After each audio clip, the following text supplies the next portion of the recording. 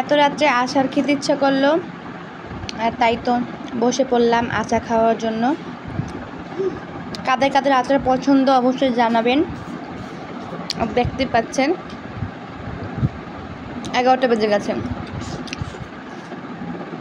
মাঝে রাতে যখন আচার খেতে ইচ্ছে করে তখন আর কি করার আছে,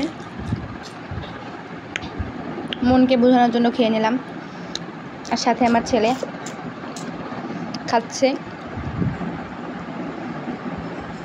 মজা।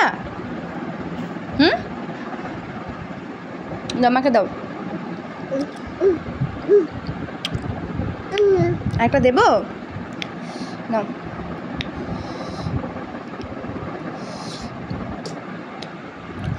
আমরা এরকমই যখন যেটা মনে চায় তখন সেটাই করি।